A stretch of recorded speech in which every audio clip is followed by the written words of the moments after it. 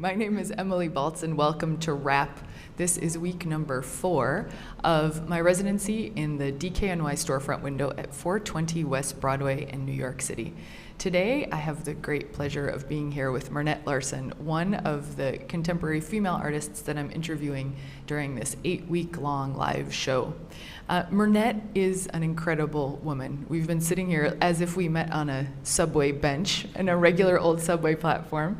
And Mernet was born in Houghton, Michigan. And she's an artist and professor emeritus at the University of South Florida, Tampa, Florida. And Mernet is represented by the James Cohan Gallery here in New York City and various small fires in Los Angeles. Larsen has been an active artist since the late 1970s, and she is a painter of figurative narratives in highly abstracted styles. Larsen lives and works in Jackson Heights, New York, and Tampa, Florida. Kind of the best of both worlds, I might think. Welcome, Mernet. Yeah, thanks. So happy to have you here. So the course of this whole show is called WRAP. WRAP stands for Women, Recipes, Art, and Process. Okay. So today's conversation, I'm so interested in hearing about how you define your work, because one looks at it, I have recently encountered it, and it's just stunning. But how would you describe it to someone who maybe had never seen it? Well, let's see. I guess I would say that I'm dealing with very ordinary situations, like faculty meetings,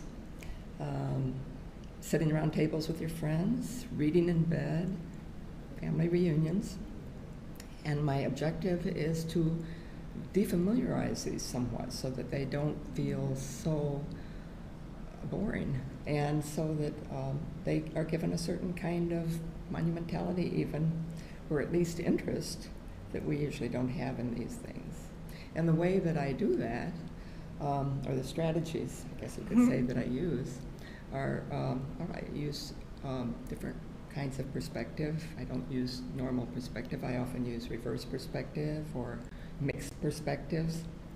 I very much want the viewer to be in a non-specific location, so you're sort of in the situation rather than looking at it from the outside. Oh, that's interesting. And I also draw upon compositions from abstract painters and compositions from Japanese paintings, and compositions that are not of figurative situations, because they give me ideas for organizing space that I would never come up with if I, say, decided to do people around the table. You know, you just come up with really boring, obvious things. But if I have this composition that doesn't look anything like people around the table, and my challenge is to make it people around the table, then I am able to come up with more interesting situations. And because space is very important to me in them, I keep figures very simple. I usually use geometric forms, straight lines, volumes, but they're not like Legos. They're not really modular. They're very elongated, rearranged. Sometimes they're impossible structures. But by keeping them simple, I keep an emphasis on the whole spatial structure, so the whole event becomes sort of thing-like.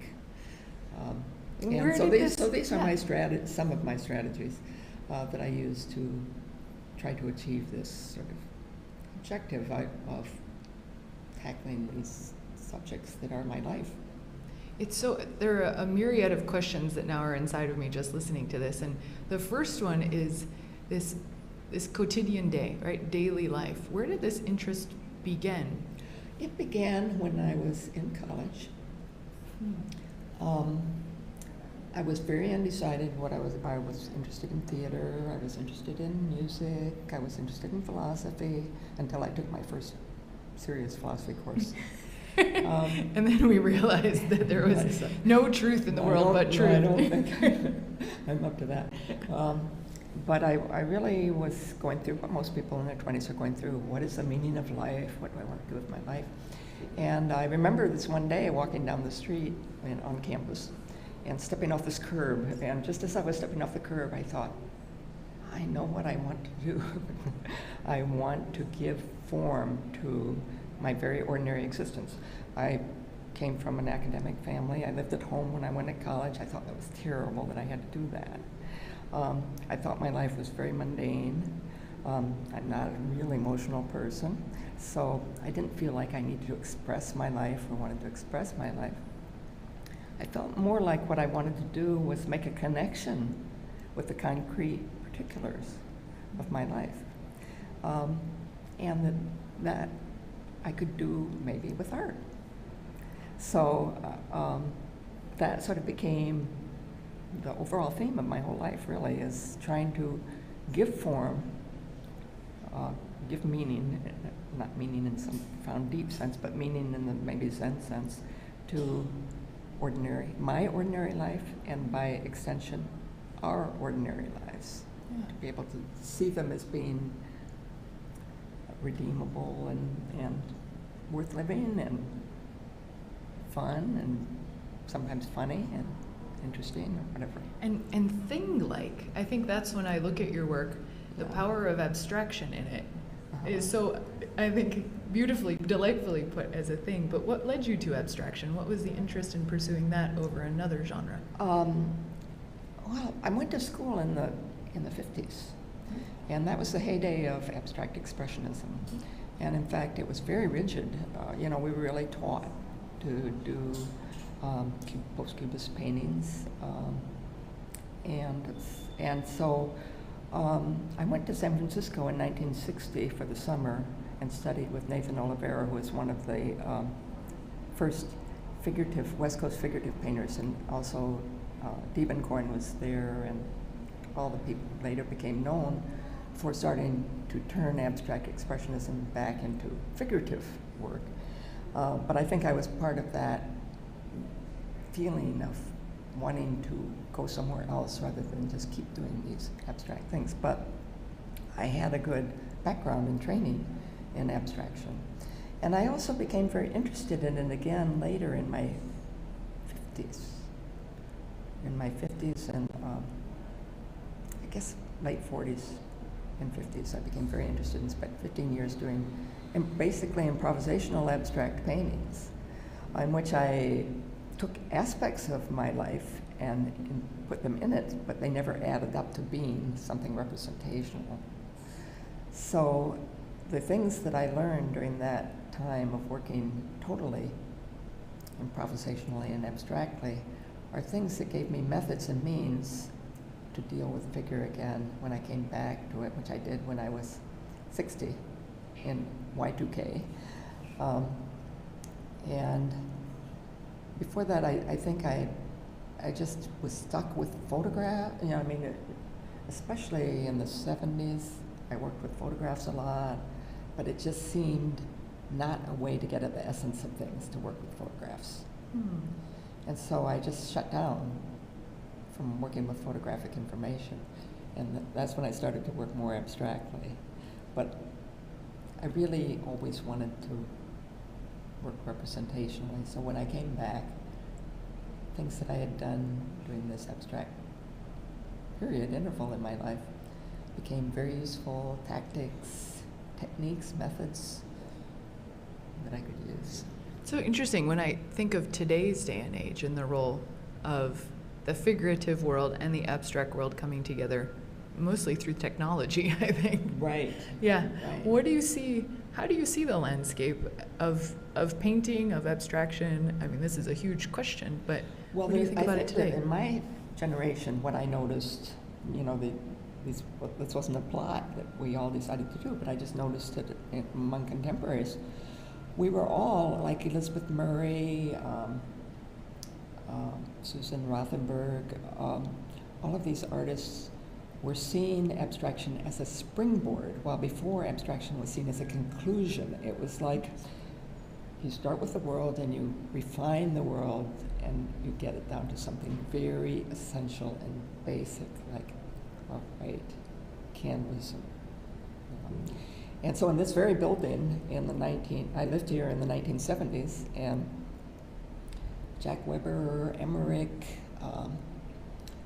I forget, all the most well-known galleries that dealt with minimalism and color field painting were in in this building. In this very building? This very 420 building, West Broadway? 420, yes. This was the epicenter of 1970s abstraction.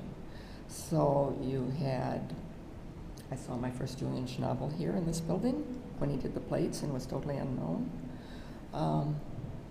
But on the floors above, there were a lot of extremely minimal paintings of just like Judd and I can't even think of all their names now, they're all very well known, but they're just like often just a white canvas and one line or something like that.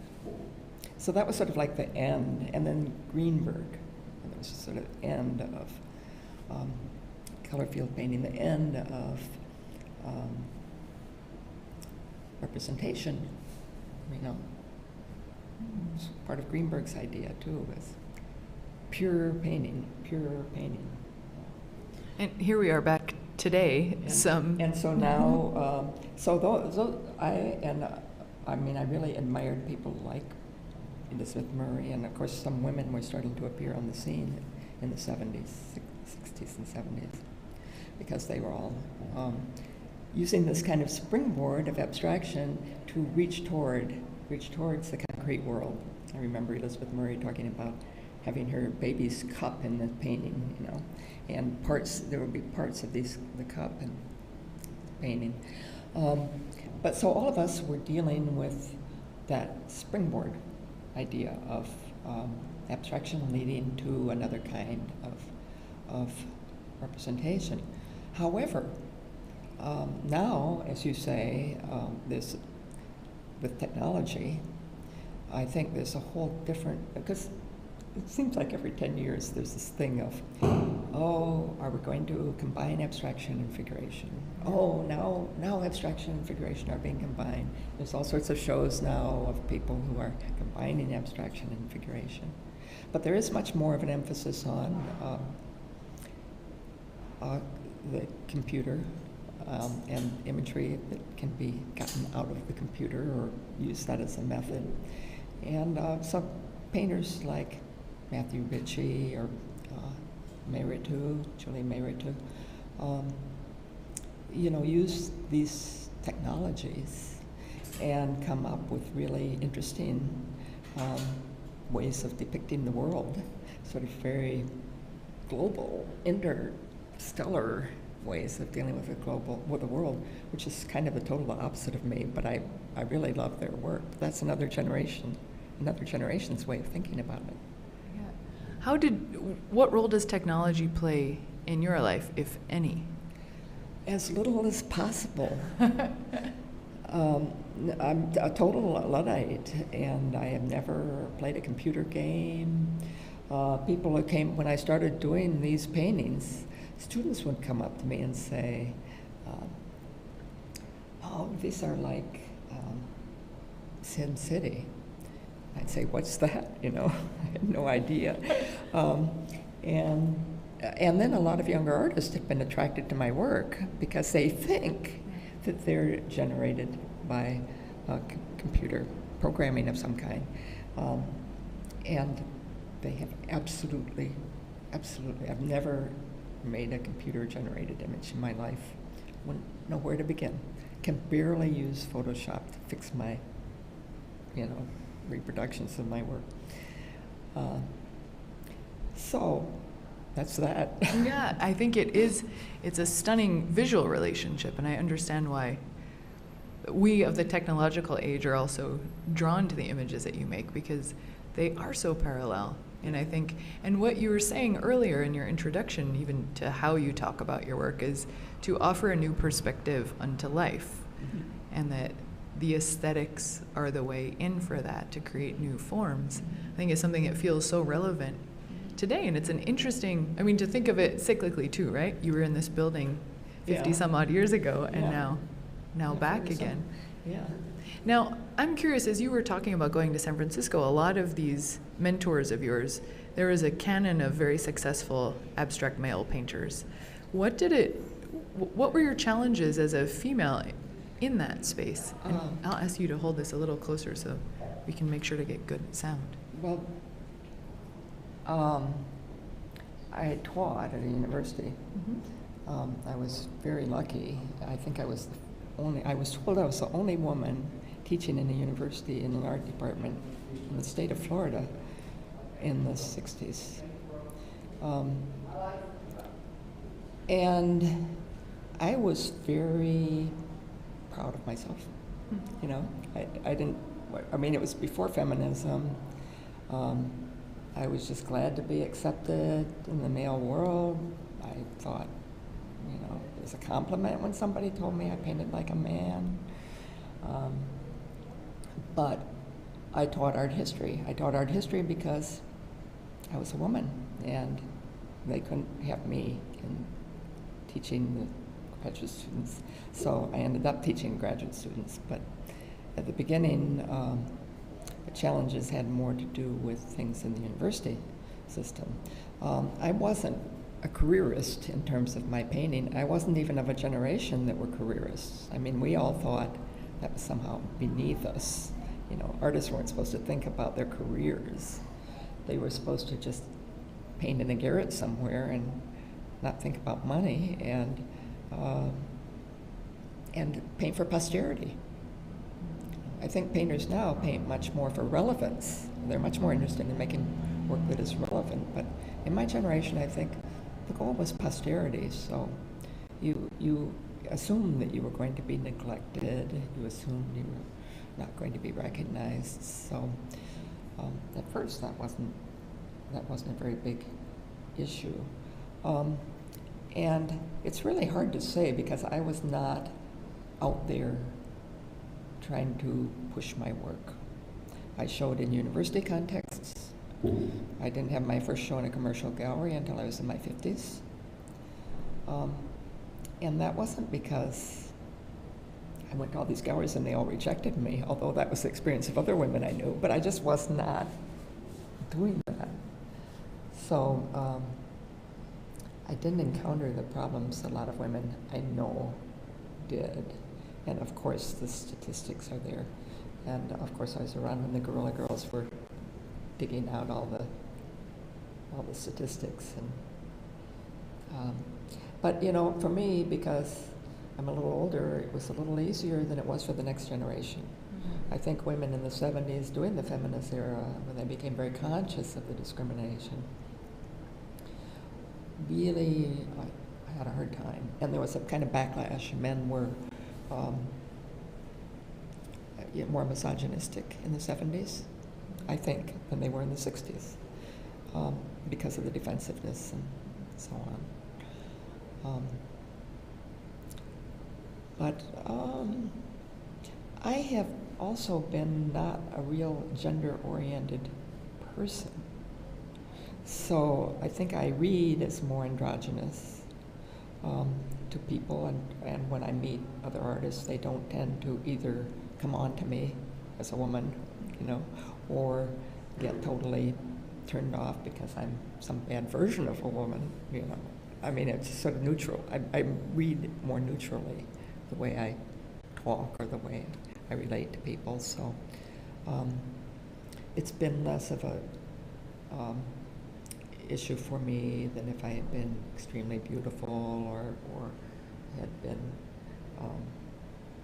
very stereotyped in my actions. I was raised in a family of girls where we were all taught we could do anything men could do, and were encouraged to follow our bent. So there wasn't, and we were all tomboys. We all wanted to be boys, but it was, so that protected me in many ways from some of the things that other women. Yeah. You also mentioned in here something that I find interesting is the relationship of painting for posterity. So I think two ways into the world, you know, one is self and then one is the legacy of self. Yeah. And how do you think that affects an output of creative work versus painting for relevance when you talk about the difference between then and now? Well, I think that artists generally right now, in the last 20 years, have been much more interested in their careers as well as relevance. And I think the universities have been partly responsible for that, because to get tenure in a university now you have to have shown in major galleries. Well, I got full professor and I wasn't even showing in a major gallery, so there wasn't that expectation. They were looking at the work more. Now I forgot the first part of the question. No, painting for posterity versus painting for relevance. Does it affect creative output?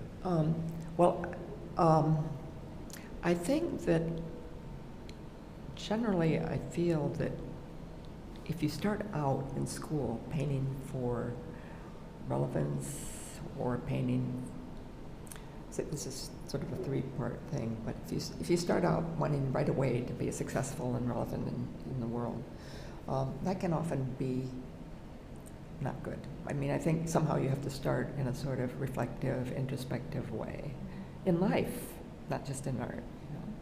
But after a certain point, I think it becomes valuable to be aware that you are contributing something to the world, not just painting for yourself, and that you have a responsibility to get your work out in the world. And I was late coming to that. It was sort of a realization because I'm a great reader of literature, that all of these writers, who are all introverts, like Virginia Woolf, had to get themselves together enough to get their work published. And if they hadn't, I wouldn't get to have them. So I felt like I had to do that too, you know. So then I started to more actively pursue showing work in galleries.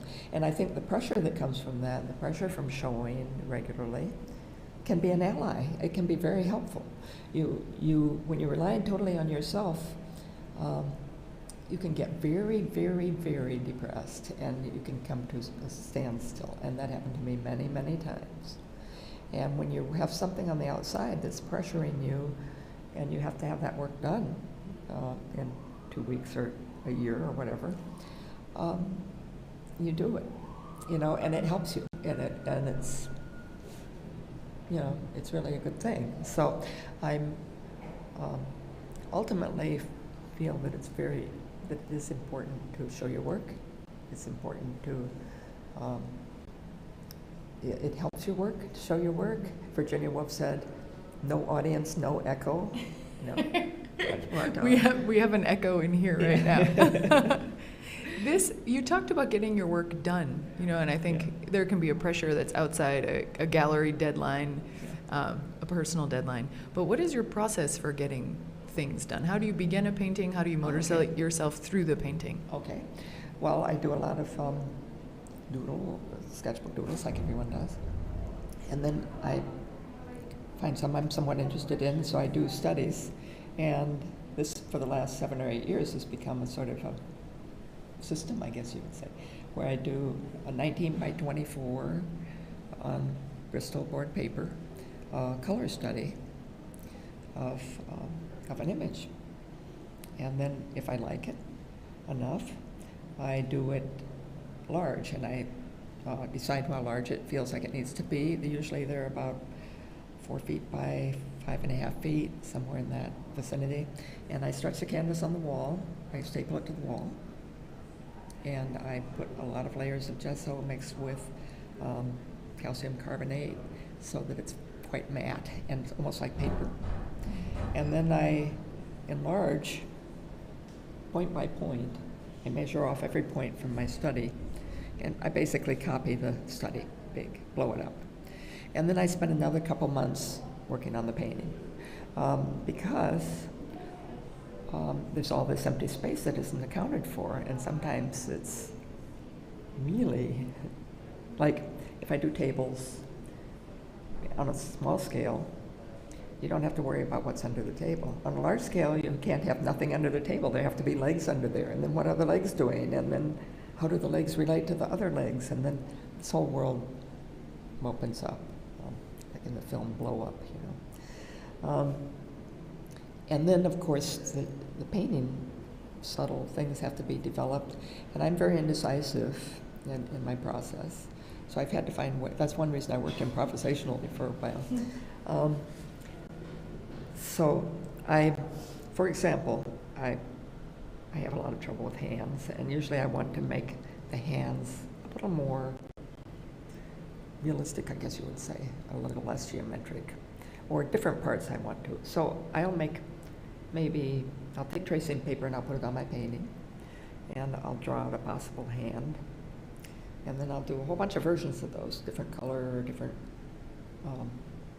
gestures, and then I'll cut them out, get them wet, put them up there, and try them on, like trying on clothes, trying on eyes, trying on noses, trying on legs, whatever.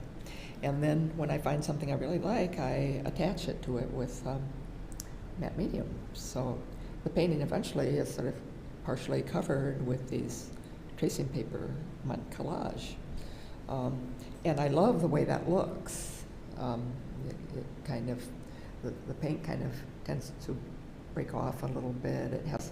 It doesn't look anymore this kind of cutout graphic look like mine do when they get back into JPEGs. But when you're looking at the paintings, the surfaces are very active. There's a lot going on the surfaces and a lot of collage kind of activity.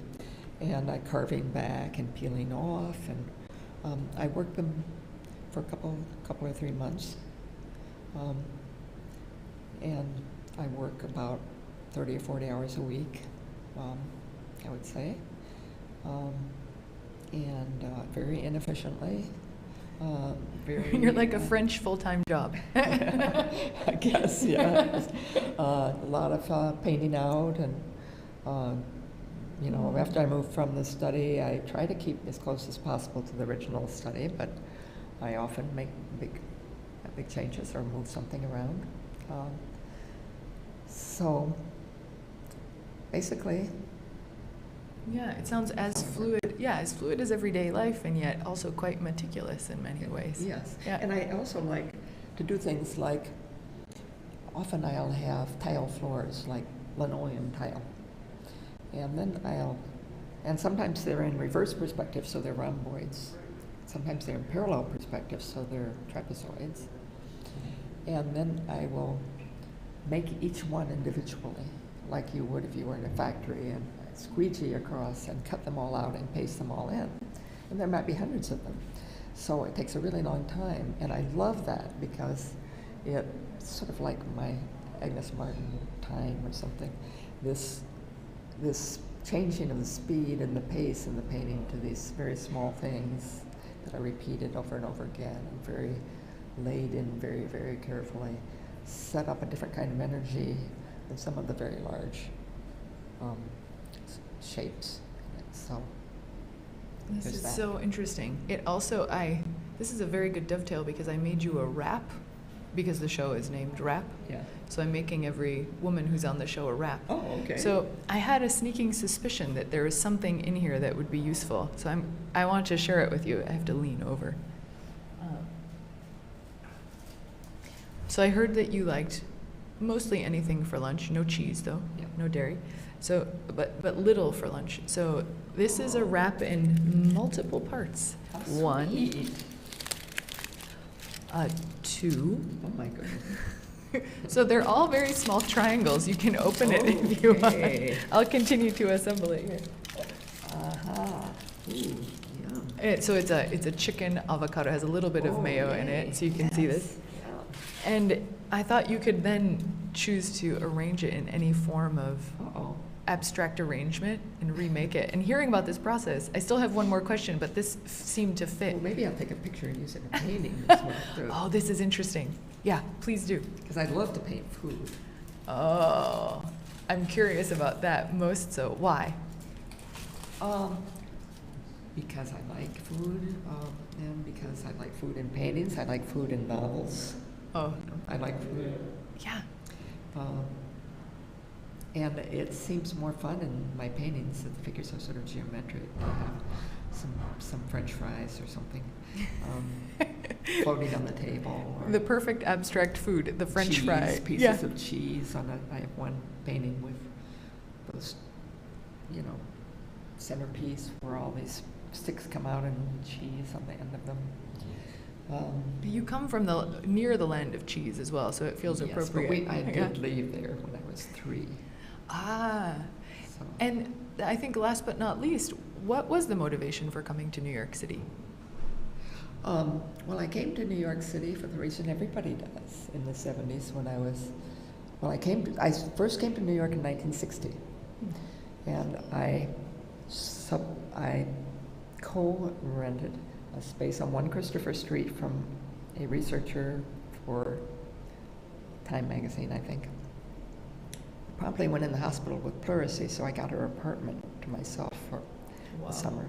And I would walk up, I had $5 a week to live on, so I would walk up to the Art Students League, and I would draw there for 2 or 3 hours. And then I would walk up to the Met, and back then in the Met, nobody went there. I don't think it was even air conditioned. And I would get a little folding stool, and I would go around and unfold my stool and sit in front of paintings and draw them. And then I would walk from the Met back down to 8th Street and drool at all the leather purses and leather sandals that were in vogue in the 60s. And then go to my place and sleep on my cot by the window on 1 Christopher Street. So I was going to school in Florida, and I thought, as I say, I thought it was terrible that I had to live at home. So I saved my money, got jobs, and went to San Francisco one summer, and the next summer I came to New York, and that was my summer in New York. So then I came when I was 16. That was my first experience, because my father had a job for the summer in Morristown. So a friend of mine, father, taught at NYU and had a place on Washington Mews. So I came and stayed with her for a week, and we just wandered around. We were both 16. We just wandered around the whole city. And I fell in love, absolutely, and decided this is where I wanted to be in life. I wanted to be in New York. So it started there at 16. Wow. Yeah. The theater of everyday life in New York City is something that I know I've always been in love with. Yeah. Yeah. The way that everyday life becomes, I think, a form is also exceptional. Yeah. Yeah. Yes. I loved it. In fact, when I came back in the 70s and I lived on Waverly Place, back then you could rent lofts for a couple $100. And what I would do is just that people watch all day. I would go to the Met and I would sit in their cafeteria when it was black, when they had a fountain. And I would just draw people all day and or observe, just sit and stare at people all day. And then I would come down, go to Washington Square at night and sit and listen to the retired opera singers and the retired country western singers. They would all sing in Washington Square at night on benches. And I would just sit there and people watch. And I took photographs, took lots and lots of photographs, and did these huge paintings that were about people watching. They had hundreds of people in them. And yeah, it was life. Great. It was, yeah. I just was absolutely in love with New York. Well, we can feel it. It's been such a pleasure to talk with you, and your work really reflects this. Yeah. I want to thank you for sitting on this bench with me today. Oh, it was fun. It was my pleasure. Thanks for inviting me. We've come full circle. Yeah. And for everyone to know, Mernet Larsen is represented by the James Cohan Gallery here in New York City.